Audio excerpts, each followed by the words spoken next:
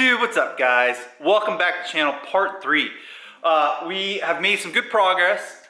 You guys saw by the intro, all the cool little edits. A lot of the front of the car is missing, as you guys can see right here.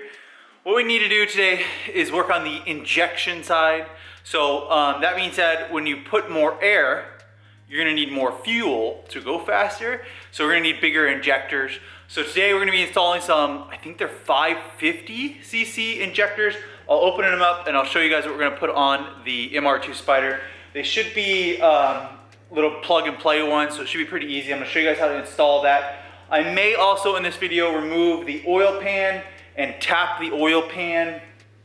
And then I also am going to paint the turbo with a high temp heat protection paint so that it doesn't rust. Because I didn't do that, I'm gonna show you guys on my MR2 real quick. I didn't originally do that on my MR2, and I wish I would have done it like 7, 8, 10 years ago, because it makes the exhaust manifold look good forever. Even though you won't be able to see the exhaust manifold on the Toyota Celica because it's behind where the turbo is.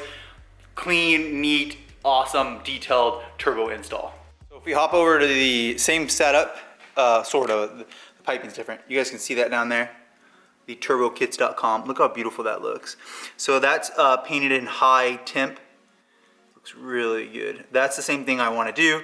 And then also the exhaust right here is painted in that high temp. So I need to do that. I'll probably do that today in this video.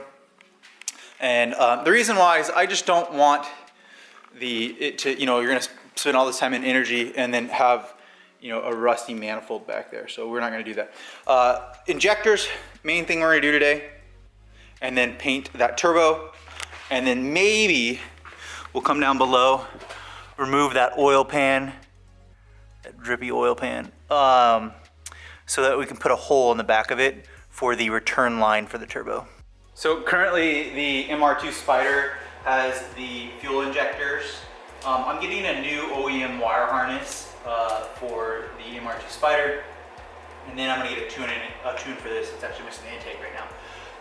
But there are the ones that came for the Celica GTS. So what we're gonna do is actually remove, I have an MWR fuel rail. We're gonna use 2 Allen keys to remove those. We're gonna pull the injectors off, and then we're gonna actually go back to I think these are 550s and the other ones are 440s. We'll put the 550s on the GTS and put the 440s back on the MR2. Let's go ahead and pull these off real quick. Okay, all 4 injectors have been pulled. They are DW, they are 550s. They're pretty big. And then they're plug and play as well. So you get this little clip right here that goes into the DWs, and then this goes into a Toyota clip. Moving on to the GTS, again, we're just taking the injectors off the MR2 Spider. Why?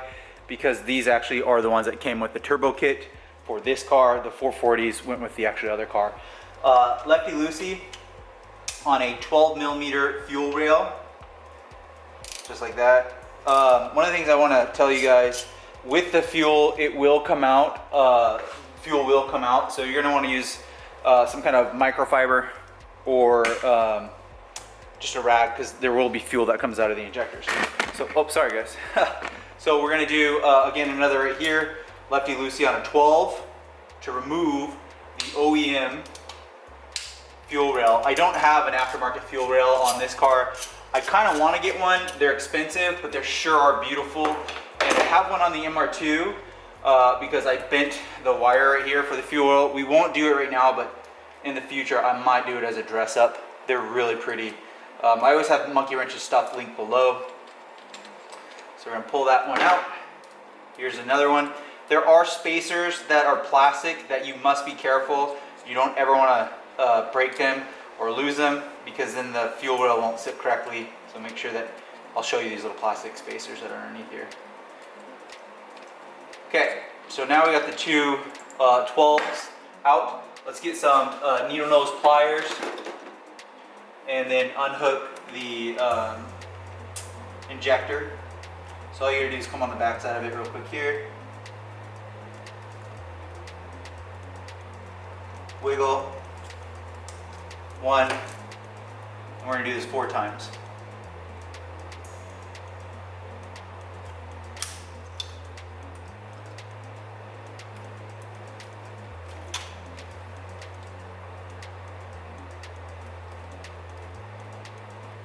Okay. Let's see if the, I don't remember if the harness needs to be moved or not. There is a 12 right here, we're gonna, or 10 millimeter, so let's buzz the 10 millimeter off real quick. What that 10 millimeter is doing is, right here, it's holding down this little fuel line, so we're gonna remove that real quick. Okay, now we have the 10 millimeter here removed. The wire harness and the fuel rail are able to move. Let's pull the wire harness a little bit further here, and then this should be able to turn up, and the injectors will come with it.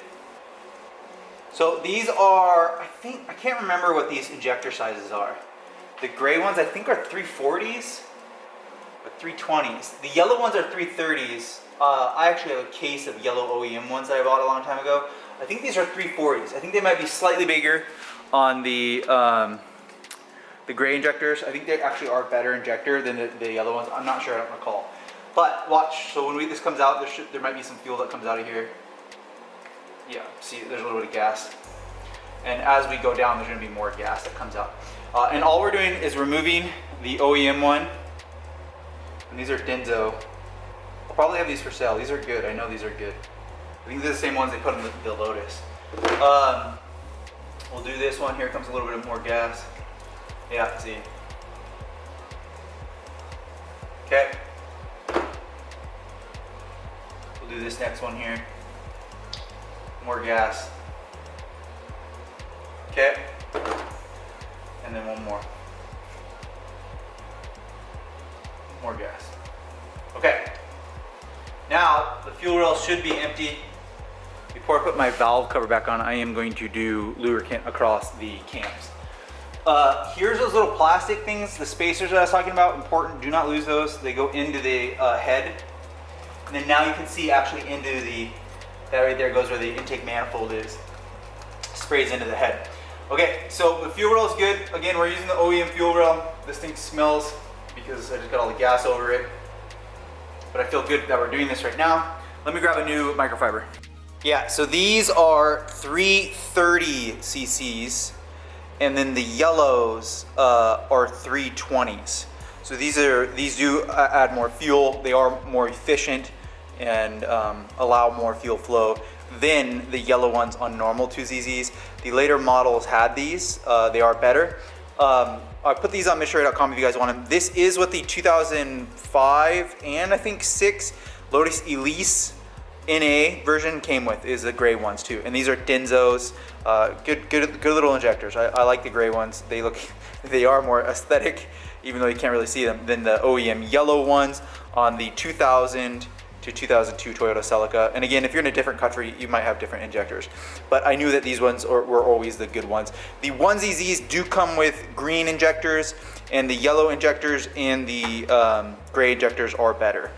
One of the cool things is that when you get an engine from Monkey Wrench Racing, they put new, I think they always do, they put new lift bolts in here. This car has 5,000 miles on it since I've had the MWR engine put in it versus the other one that I blew up. It already has a little bit of scarring though on that lift bolt. I feel like I should replace it. Listen, can you guys hear that? There's like a little click there. These are notorious for breaking. If you break this, a lot of times that's why you lose the VVTLI, the lift. If you are doing no expense spared, I would recommend getting a new fuel rail. All you have to do is unclick it right here. You guys, I don't know if you see this, it's super simple right here from this soft line, and you can just plug the MWR one in, and it has the braided line, and then it goes right into the aluminum one that says Monkey Wrench on it. It's really nice. I wish I had it, because it would sit right here and you'd see it right away. Now you can get a cover. The engines come with a cover, but it'd still be nice to have it and remove the cover so you could see it. But what we're gonna do now is grab the injectors from the MR2. We're gonna use the new seals, the O-rings on the top and the bottom. There's an isolator, which is a cushion, and then there's the actual one that doesn't allow the gas to get out. Use a little bit of lubricant to keep them, you know, they say that you can use gas that comes out, or mine actually come with a little bit of lubricant. I have a little bit of lubricant I'll put on it. So we've set all 4 in there. Do you guys see that? 1, 2, 3, 4. Here is the connector. Again, this will connect to here. We're gonna do that after we set this. Now, the next thing you're gonna do is you're gonna wanna take the spacer and clean them. I already cleaned mine. And then set them back in here. Do not lose these spacers. Be careful with the spacers. Don't break them, don't lose them. The reason I say this is I've done it in the past. And they'll sit in there and they have a little seat. Now you're gonna be able to take the OEM fuel rail and just set it back on there and bolt it down easily, nice, with the 10 millimeter or the 12 millimeters, and then make sure you've lubed all of that so nothing snips or anything. Reason why I've done it where it's gone crooked, gas goes everywhere immediately and you don't want a big mess. Okay, once the bigger injectors are set, they sat in their spot, they're happy, you connect the connecting, you tighten down the two 12 millimeters, we're back in, so you know we're almost done with the injection side. Click these in. It's an OEM fit. This is from turbokits.com. Thank you again, TurboKits. Click. Okay. Again, same thing, right into the OEM harness. Should be a perfect click. And then right here, and then I already did the first injector. It'll be just a nice click. Okay, so now you could wire tuck these if you wanted, but again, there is that VVTLI cover that sits over this, so no one will be able to see any of this. What I'm going to do is just put these down underneath the fuel rail with the wire harness down there, so that, and there are a couple things I need to clip back in. I did have to undo the VVTLI, the oil pressure on this one. Let's make sure we put that clip back in, click. And then cam position sensor, that'll fail your engine. Make sure that's plugged in. I've been there, literally been there, where that's the reason why my engine's not working. Okay, there we go. And then what we're gonna do now is grab that 10 millimeter that holds the line of the fuel rail back on. We grab that 10.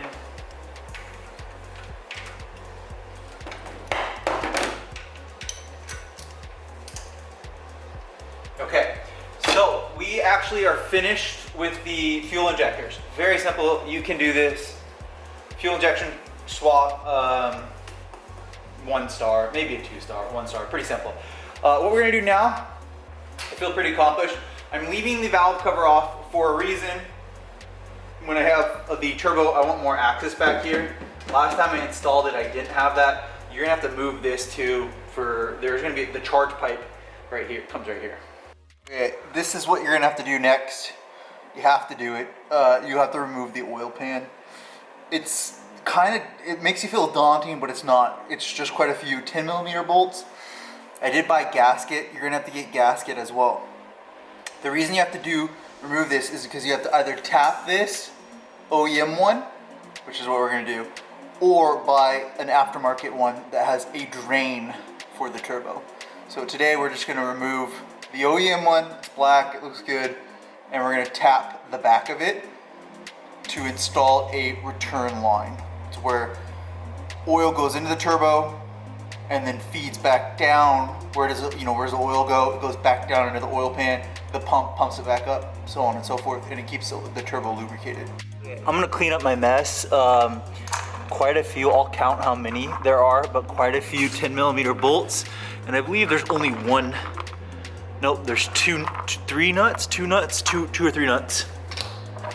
Anyways, a trick is to take a flathead screwdriver in the back quarter panel of this and use a sledgehammer and tap it in, and then go to a bigger flathead, and then what you're gonna be able to do is just wiggle the pan off.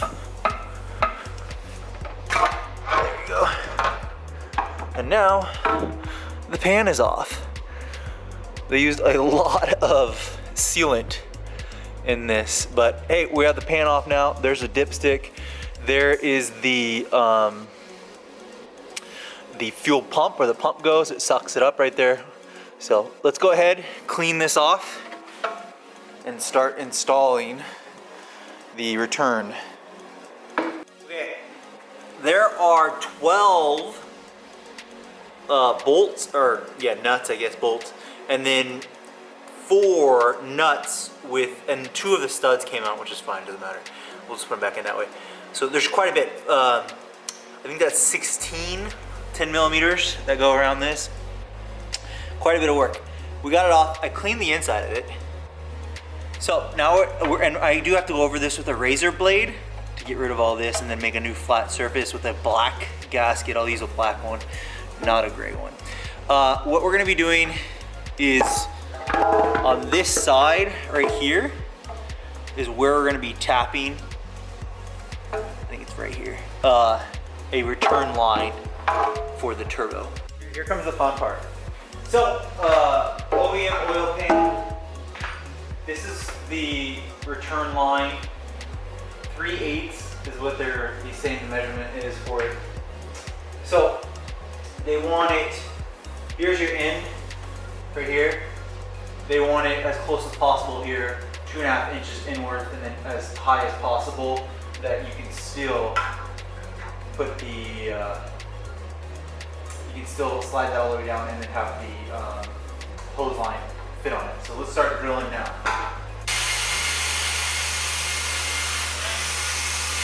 This step is going to take a little bit of ingenuity. Requirements: sledgehammer. You just have to, if you're working on cars, sledgehammer. Next, this is a significant drill, 3/8. It's a huge bit. I'm lucky I had one. A drill. Finally, an impact right over here with a deep socket, 18 millimeter. What you're gonna do is tap a hole on the oil pan. Then you're gonna trace that hole that you just did with this big drill. You're gonna drill it all the way through. Then you're gonna take your hammer and you're gonna tap on here so that it drills in. Now I can see a little bit of light in there.